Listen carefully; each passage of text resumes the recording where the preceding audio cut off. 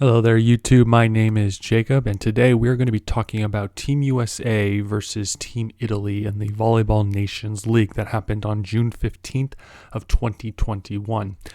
This was a great match due to the fact that this gives us a potential preview of what both teams could be looking like come Olympics, which is just 1 month away, which are being held in Tokyo this year. And so we got a great opportunity to see what Team USA was able to look like, since they also just announced their roster for the Olympics. And we also got to see what Italy's potentially going to look like as well. And with that being said today, let's get into today's video, because I think there's a lot of stuff that we need to cover that we could potentially be seeing at the Olympics, which is luckily just 1 month away. This match can be summed up in the following ways. It was mostly boys versus men. And we're going to start with what I would consider to be the boys' team of the match, which was Team Italy. Team Italy did not have most of their starters that are going to be there for the Olympics in a month. And because of that, they were playing players like David Gardini and Mattia Bottolo. Great young athletes that are on the rise at Italy.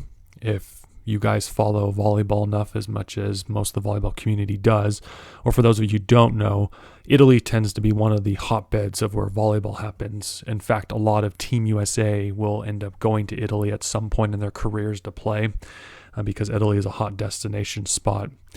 And Bottolo and Gardini, they're a very bright future for Italy, which is something really, really positive for Italy to have going forward. But something that does need to be pointed out is that even though they are this great young talent in the making, they could not handle Team USA for the time being. Give credit where credit is due. Team USA had a really excellent match, but we'll get to them later in a second why. Italy, though, they could not handle Team USA serves. It was probably one of their weakest points of the entire match for them, was they just could not handle the serves, and because of that, they couldn't pass the ball a lot. And Bottolo got a lot of the sets in the making. At one point in set one, it was revealed that, and these stats will kind of show you what Team Italy was dealing with at times. At one point, there was a 25% attack percentage for Italy versus USA 67%. Positive receptions, equivalent to being able to receive the ball, I'm assuming, was at 43%, and Team USA was at 88%. And excellent receptions, which I'm assuming is the best of the best that you can get for passing, was at 21% for Italy and 75% for Team USA. Pretty lopsided when you look at those numbers. But something that also has to be pointed out too was for how bad Italy was doing on serve receive, and for how bad they were looking at times in the out of system, they did not lose as badly to Team USA. The first set would scream otherwise. The first set, Italy lost 15-25, and then in the second set, Italy only lost 18-25. But there was something really interesting that happened there. Bottolo went down with an ankle injury during the second set, which really you would think Italy would end up losing the match badly at that point. But they lost 18-25 in the second set.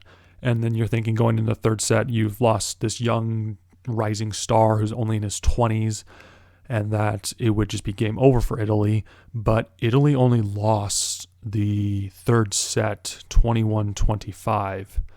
That shows you how great Italy can be, and how great they train their athletes in the sport of volleyball. This isn't something to take very lightly, because the fact that you have a team that doesn't have their starters, they lost their young star athlete Bottolo, and yet they lost to a very well-seasoned Team USA third set 21-25. The Olympics are going to get very interesting for this Italian team going forward. Another thing that needs to be pointed out too, Team USA at times was giving a lot of free balls over to Italy, and this very young Italian squad was not able to capitalize on those situations. I'm assuming more seasoned vets on Italy will be able to handle situations like these, but in this set in particular, the young guns could not handle Team USA when it came to their free ball system. It was almost like as if Italy just, the young guys just didn't know how to just capitalize it at times. And the other thing that was interesting too to point out, Italy did not have a good block until the third set. In fact, they didn't get a single block until the third set. And that was the only block they got the entire game, and it was on Matt Anderson in the third set, which I'll cover in more details in a few minutes about Team USA when we talk about it. But Italy could not stop Team USA with their hitting this match.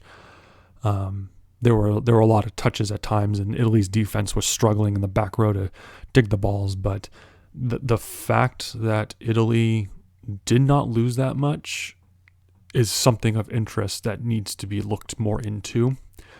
Because the other thing, too, that needs to be talked about is that going into this match, Italy was 4-5, I believe, in their record, and Team USA was 4-4. So we're dealing with two teams with somewhat of an either at 500 or lower than 500 record. So with the Olympics coming up in a month, Italy's going to know what they need to work on, and the fact that they even have their main squad that's working with is something that Team USA is going to have to be very concerned about should the Olympics come. This Italian team, they kind of showed that they can compete with the best, and just how well Italy is when it comes to training their athletes.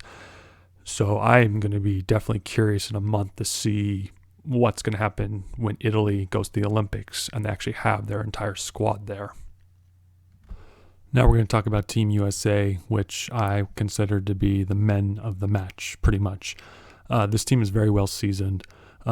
Just alone from Taylor Sanders to Matt Anderson, those two alone could lead any team to pretty much any victory. Very well-seasoned players who've been playing the game for a long time, and they showed their dominance when playing Italy that night.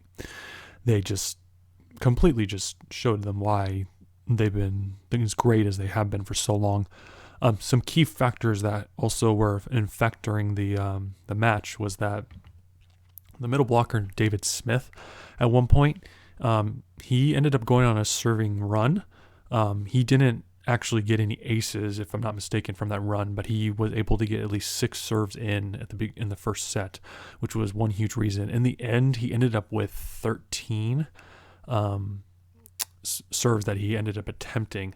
Now, why that's important is that he is a middle blocker, and the fact that you have a middle blocker on a team that's performing that well just shows how well even Team USA is getting trained, and this young generation of talent that's coming up for Team USA.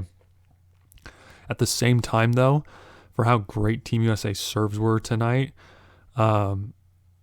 they also had some problems that need to be addressed.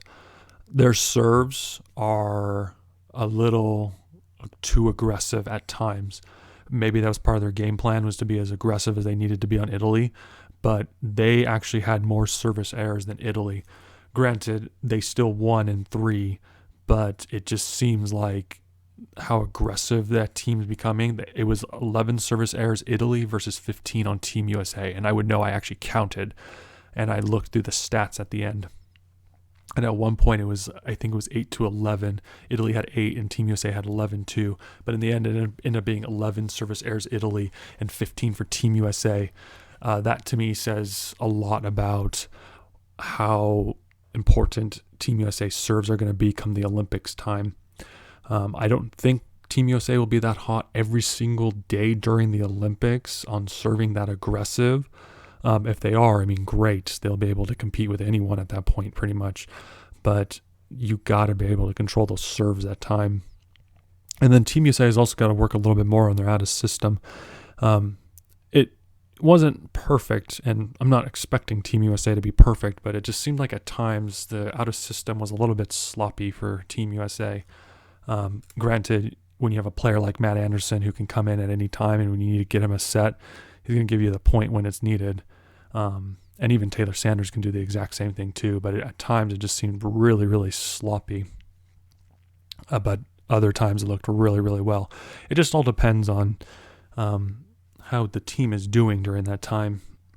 What else needs to be pointed out too is the future for Team USA, whether or not they win the gold medal or not, are dependent potentially on 3 players. And I say potentially because obviously there's other players too, but in my mind, it's these 3. Matt Anderson, Taylor Sanders, and Micah Christensen. In particular, Taylor Sanders and Micah Christensen. Taylor Sanders had just gotten back from injury when he got into this match. And so Taylor Sanders, he looked pretty good actually in general, but his health was going to be a problem for Team USA. If he can't stay healthy during the Olympics or even leading up to the Olympics, that's going to be a problem for Team USA. I'm sure he understands that, and he's probably going to be taking care of his body a little bit more, but there's some things on the court like we can't control, like Bottolo getting hurt, like in Italy, like I mentioned earlier in this video. But Taylor Sanders' health is a huge factor, and obviously Micah Christensen too. Micah Christensen, he's the setter for Team USA, and apparently he's been out with a couple of injuries as well. But if Taylor and Micah can remain healthy, this team will most likely be able to compete with gold because Micah Christensen and Taylor Sanders' connection, it was a little off during the match, but it seems like they work really, really well together. An outside and setter who can work really, really well together will tend to get a lot of points for a team. Obviously, Anderson's veteran leadership. Anderson has been there. He's won 4 gold medals in other past volleyball events. Not the Olympics as much as I don't believe, but he has done a lot for Team USA. But Team USA, if Taylor Sanders and if Micah Christensen just can't remain healthy, there's just no way Team USA is going to be able to compete. There's other things too that Team USA is really good at. Their defense is actually really, really good. And when they're really hot at hitting, no one can really stop them. It's really hard to find some errors tonight with Team USA due to the fact just how well they were playing. But it just seems like Team USA, they came with a mission and they went through with it and they performed. And it was really hard to find a lot of mistakes from Team USA because they've been playing together for a while and it showed, and they work well together. But these little things that I mentioned, keeping the serves in, not having as many service errors, because I think a really good team, like a country like Brazil, for instance, they're not going to let opportunities like that pass by. They're going to say, this team's missing their serves. We're going to take advantage of it. And Team USA most likely knows that. But it just seems like Team USA needs to control their serves more, and it's all based on the health of Taylor Sanders and Micah Christensen. And obviously, if Anderson can have a hot game, they'll be able to get past anyone during the Olympics. But these are just things to think about for Team USA. That's all that I have for you today, guys. If you liked what you had heard in this video, I'd ask that you please subscribe and hit the notification bell for when new content is available. Thank you for taking time out of your day to listen. Until next time, everyone, thank you and goodbye.